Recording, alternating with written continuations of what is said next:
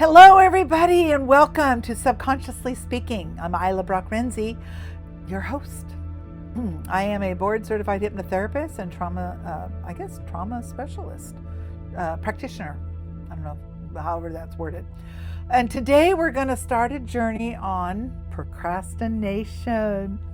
And so I got to tell you something funny. Just before we started filming, I was talking to our camera guy, Mike, and Vanessa, the producer, and we've just been chatting for the last, 10 or 15 minutes. I guess we better stop procrastinating and get this show underway. So we were practicing exactly what I'm going to talk about today. So before we start, I always try to have a but first. So I found this. I thought it was cute. So, but first, I was going to prepare a really detailed outline for today's episode. And I decided I'll do it later. Why put off today what you can do tomorrow? You know, that's the number one element of the procrastinator's creed. So I want to begin with a question, though. Let's get into this. Actually, a series of them. And it's a question I came up with, which kind of started this whole thing, and I wrote it down. I don't know if it's in here, but why would someone avoid a feeling if they aren't doing the task that would leave them feeling happy if they did it, right? Why would someone avoid something that would make them feel better if they did it? I guess that's a better way to put it. So why do we avoid what we know will help us? Why do you put off what would make you happier? If it leads to relief, if I get this done, the taxes. Oh, some of us haven't got our taxes done. Why avoid it? Why would you avoid the very thing that would free you and give you the freedom and accomplishment? Why do we resist what we know is good for us? Why avoid the task that leads to confidence? And why do you delay what would move you forward? And if it helps you, why don't you do it? And maybe the most important one, why do we avoid the feeling that leads to growth? I'm preaching to the choir today, people, okay? I'm going to challenge the entire way procrastination is understood. You are not procrastinating.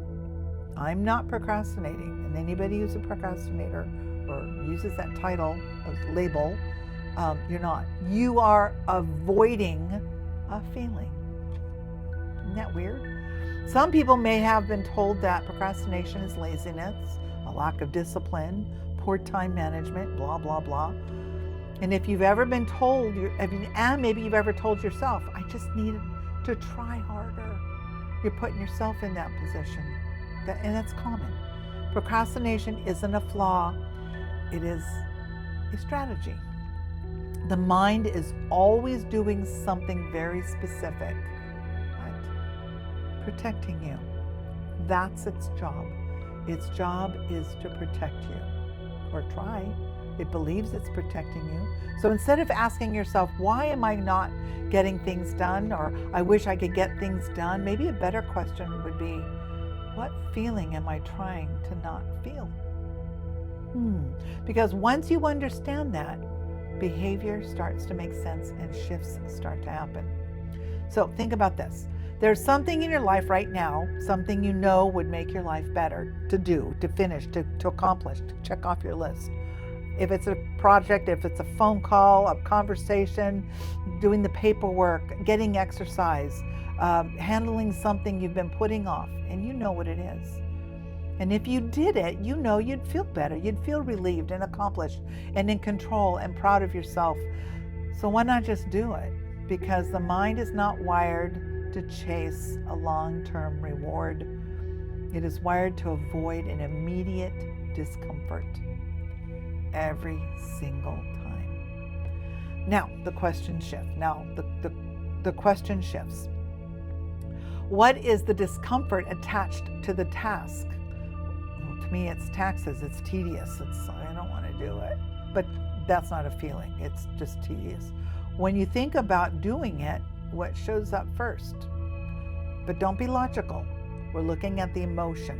What shows up for you emotionally? What shows up for you when you think about doing it? Is it pressure?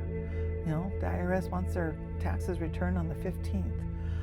That tight internal sense that it has to be done a certain way. If I can't do it right, I ain't going to do it at all. Is there fear? Fear of what? Look at the fear. What if I don't do it well? Well, let's talk about not doing it well. Let's talk about Thomas Edison. He tested thousands of ways to not make the light bulb, but he never looked at any of them as failure. He looked at them as information, as feedback. He was not being defeated. Think about somebody learning to play the guitar, which I just got a guitar. I'm going to learn to play. And the lesson I'm taking, I've got to practice these 2 chords. I don't even remember what they are. C and E major. I don't know. Anyway, but I've got to practice those 2, and I keep failing because there's a tight squeeze where the frets are, right? But I've got to figure out. I keep making the mistake. Right? It's not a mistake. It's like, okay, that didn't work. So what am I going to do? Shifting my brain to make me believe when I go here, I can slide my index finger down the E key or the string to 2 frets to get to the next chord. I'm watching the guy and I'm trying to do, and I'm like, oh, my finger bumps up, but whatever. We try to do that. Well, let's talk about Howard Schultz. Well, he was turned down by, I don't know, asking 242 investors to invest $5 into a cup of coffee, and 217, I think, turned him down. He's been branded globally as Starbucks all over the world. He didn't quit. He didn't procrastinate. It's like, oh, but what if I'm not doing it well? It's okay. What about Walt Disney? He was fired early in his career for lack of imagination. Can you believe that? And faced multiple failures before creating his empire. And something I heard years ago when he was a little kid, even kindergarten or first, the job was to draw a flower. So the teacher had a flower on the board, and Walt Disney was supposed to, the class, draw a flower. So he drew the flower just like everybody else, but he put eyes and a mouth on it, and the teacher said, why? Because that's how I see the flower. So don't tell me he didn't have an imagination. Let's talk about Colonel Harlan Sanders. His chicken recipe was rejected hundreds of times. It became KFC. J.K. Rowling faced numerous rejections when struggling financially before Harry Potter became a global phenomenon. It still is, and it probably will be for another 20 years or more. It's generational. These land well because they are reinforcing an idea for you. Resistance shows up for everybody. And it's in different ways and how they exist for you. What if I find out I'm not as capable as I thought? You're not doing the task because you have this idea. I don't know how, or I don't have the knowledge, or whatever. So do it anyway. Try it. Is this overwhelming? Okay. This is too much. I don't even know where to begin. All right. I understand. Or something even quieter. Is there judgment? What if I try and it doesn't go well? What does that say about me? Who cares? You got to really not care because you're doing the thing. Some other people may be doing the thing too, and they're not doing the thing and they want to. You're doing it. And there's one that often surprises people. What if there's something about succeeding that makes you feel uncomfortable? Why would succeeding make you feel uncomfortable? Success changes things. It raises your expectations and the expectations of the world around you. It creates visibility. It brings a new level of responsibility. And maybe that's why I am very successful in the business. I think I have so much more potential to do so much more in helping my area here in the Central Valley. You know, it brings more visibility. Am I ready for that? Are you? Let's go. Come on. So let me ask you this. If you actually followed through consistently, if you became someone who does what they say they're going to do, who would you have to become? Are you fully comfortable with that version of yourself? And if not, why not? What is it about that? I would journal it. Go to my couple of episodes ago when I talked about therapeutic journaling, and journal those questions. What would you have to become, and are you comfortable with that version of yourself? Yes or no? And if it's yes, why? If it's no, why? Just start listing some stuff out. Why? Just get it done. That part of it. That's just, you're not doing the task that you need to be doing, so it's okay. Then let's go deeper. Sometimes the feeling being avoided has nothing to do with the task itself. It's older, it's familiar, it's something your system has felt before. Maybe it reminds you of a time when you were criticized for doing it. Initiative. I have been an initiative taker, and I have gotten in so much trouble. And the last time I took true initiative in a group setting, I got blasted. So in those types of group settings, I avoid initiative now. If there's a need, I'll try to take the lead, or I'll push somebody else to it, because I don't need that. I'm too old for that. Maybe I felt dismissed, or you felt dismissed. Expected to perform at a level that was overwhelming, leveling up, kind of thing. Ooh. And your mind learned something every single time, and learned something very important in those moments. That doesn't feel good. Let's not go there again. Every time. So now, it's years later. I was criticized, I was dismissed, whatever. Expected to perform at a higher level. A completely different situation shows up, and your system now responds the same way it did before. Not because you're incapable, it's because it recognizes the feeling. The feeling didn't change. It's still attached. Remember the first time you felt that way. It may not be the first time, but the first time you can remember feeling that way about the thing. I keep calling it the thing, but you know what I'm talking about. Sometimes you're not avoiding the task, you're just avoiding who you were the last time you felt that way. Ooh, I'm just like, I had an epiphany of where this is going. IEMT.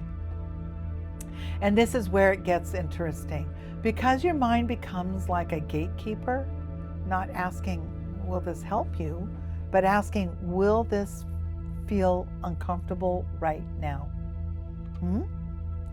And if the answer is yes, it redirects you. It's going to be uncomfortable if I do this right now. All the work that's involved, and then all the, it's so much responsibility and pressure.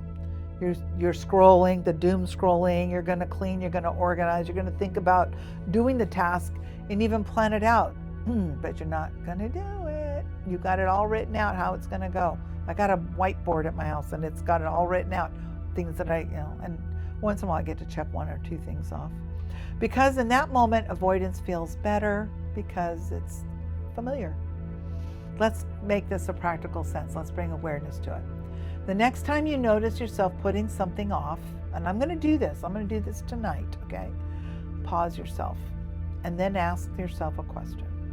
When I think about doing this thing, what feeling shows up first? And I need to switch the laundry and do some more laundry. Now, that's not a big deal because I got to get it done. But I got to unload the dishwasher and reload it. That can be procrastinating. Whoa. Take the dogs for a walk. They got a big enough backyard, let them go play. Whatever it is, I got to do my taxes. But what feeling shows up? Just sit with it. Just sit with it. Well, nothing's showing up. Yeah, it is. And you can go to the internet and you can look up the emotion wheel. Just look up the emotion wheel and start looking at the emotions that are sitting there. And you'll be able to tell what shows up. Give yourself some grace. Where do I notice it in your body? Ooh, that's a good one, right? Physically, does this feeling feel familiar? If I avoided this completely, what would I be protecting myself from? Accountability? We're still going to be accountable because you didn't do it.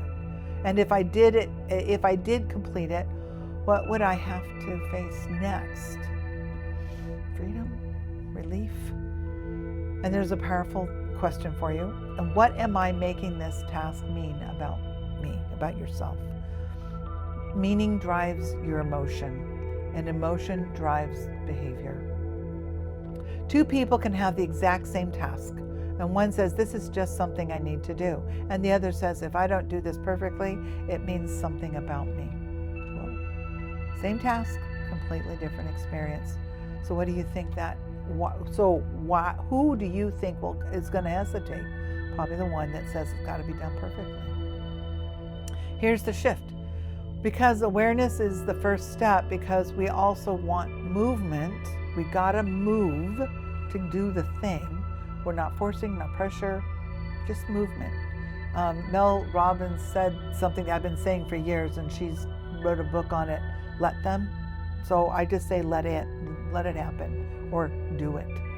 It's like that the Nike, just do it. Just do it. Instead of trying to eliminate procrastination, what if you reduce the emotional weight of the task? Maybe tiny little bites. That's how you eat an elephant. What if the goal wasn't to finish it, but simply sit with it 5 minutes, 4 minutes, maybe a minute and a half. No expectations, no pressure. You're not even really beginning, but it's a beginning. Because something interesting is happening. When the brain realizes that there isn't a threat here, it stops resisting. And it may make it a little easier. So instead of I need to do this right, try something else.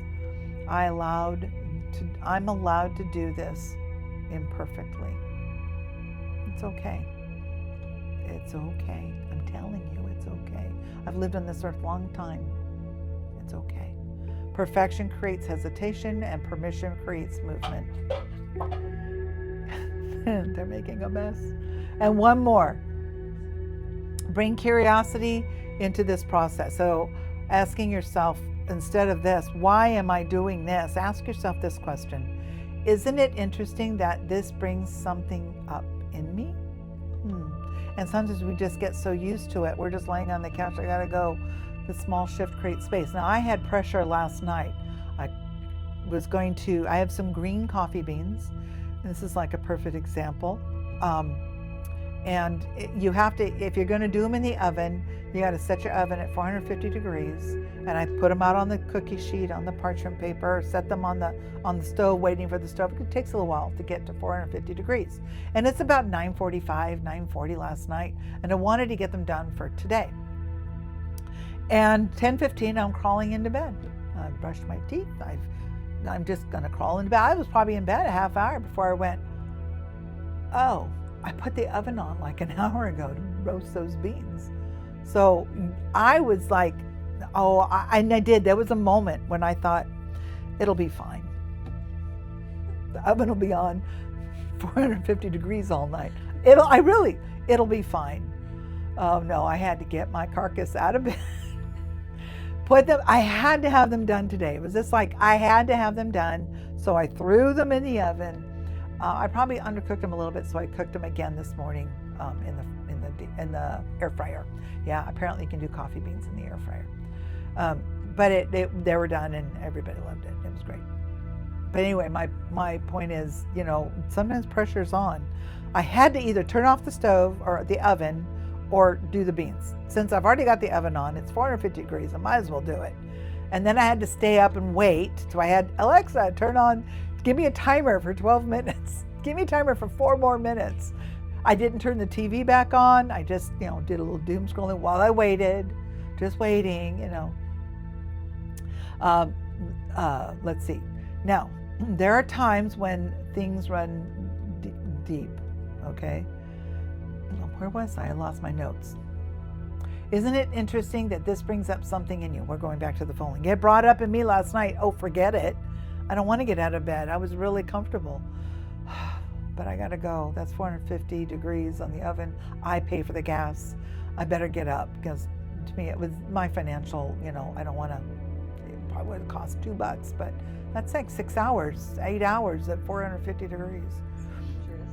And well, there's never thought of the dangerous part. See, I'm just looking at, never even considered the dangerous part. They're all laughing. It creates small shifts.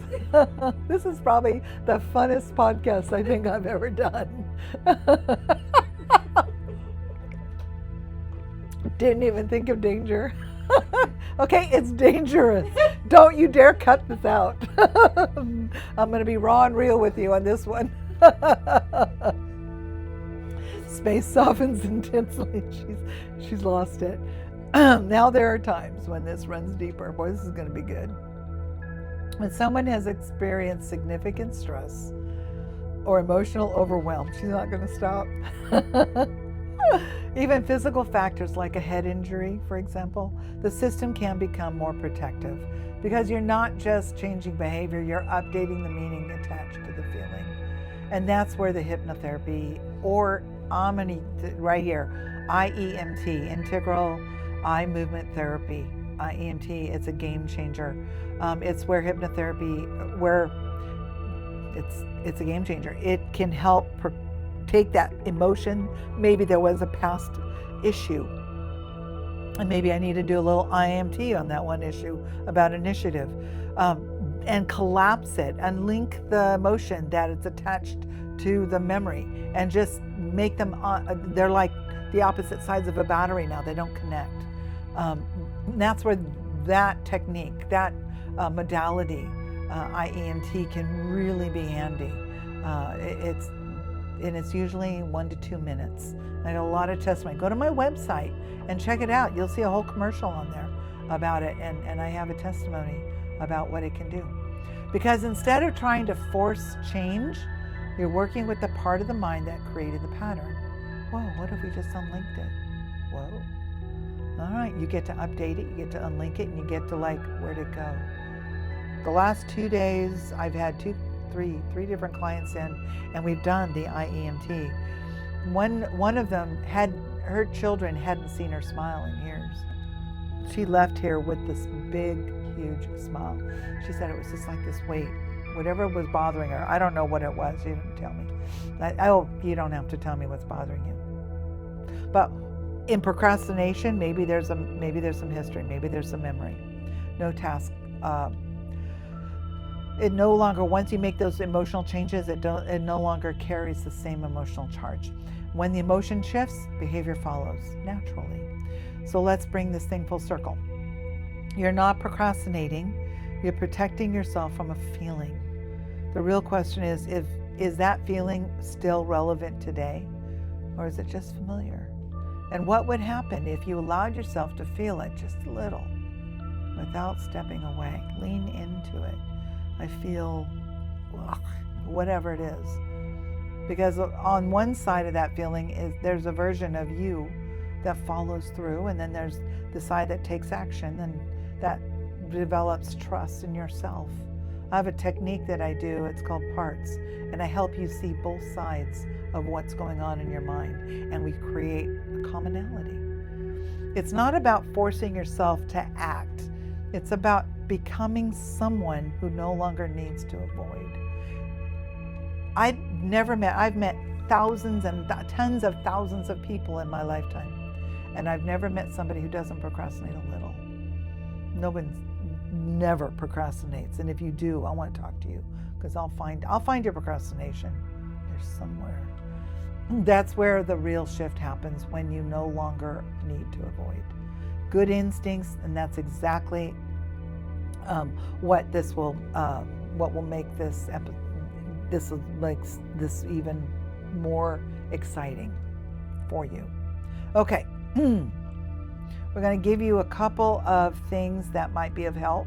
So when you're noticing yourself avoiding something, some tools here for helping yourself. What am I feeling right now?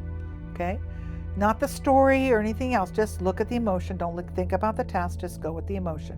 What am I feeling? And just name it in a word: a pressure, an uncertainty, a frustration, a hesitation. The moment you name a feeling, it comes from that automatic conscious side. And what's the conscious becoming and what's conscious becomes manageable. What conscious becomes manageable. All right, here's another little tool. Instead of telling yourself to finish the task, you can tell yourself, I'm just going to sit with this for 5 minutes. These are some things that I mentioned earlier. Sit with my taxes for 5 minutes. I got to collect them. No pressure to complete. No expectation to be productive. Just begin. And then set a timer if you want. Just don't even touch it. Don't put a pen. Don't just sit there. Stare at it. If it's going to the gym and you want to go to the gym, great. A couple things. Put your shoes on. and your gym clothes, get in your car and drive to the gym and sit in the parking lot for 5 minutes and go home. Just do that. If you want to go 3 times a week, then do that 3 times a week. At the time you want to do it. You're not going into the gym. You're just sitting in your car. You'll eventually go in. You're allowed to stop this 5 minutes. That's it. Most of the time. Okay, so when you do like a 5-minute sit with it, you're resisting the resistance to start. It starts to weaken a little bit. Well, I'm just here. I'm not doing anything. Another thing is reducing the meaning of it. Lighten up the load for yourself. What am I making this task mean about me? Is there a simpler meaning I could give this example? Give this, and an example is, my notes, I just read it. If I don't do this perfectly, I'm failing. And it can become something like, this is just something I'm practicing.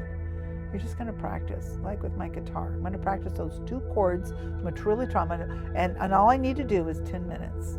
Just 10 minutes, because it does hurt your fingers when you're first starting out. Tasks don't create pressure. The meaning of the task or the meaning of what's going on does create the pressure for you. Change the meaning, change the emotional response. Here's number 4. I'm allowed to do this imperfectly. Ooh, it's okay. And maybe you can even say, I'm only going to do the 70%. Today I cleaned out part of my garage and I didn't finish the task that I wanted to get done. It's okay, I got 70% done. I can live with that. I won't be able to get to it again until, I don't know, a couple days, and half the stuff I took out is sitting outside in the backyard. But it's all right, I got it under tarps and canopies. I'll just live with it, because you know what? I got accomplished. I'm gonna just live in that moment. Protection freezes the moment, and permission creates the motion. Give yourself permission. It's okay, you can do this. You're allowed to do it imperfectly. After try any one of these tools.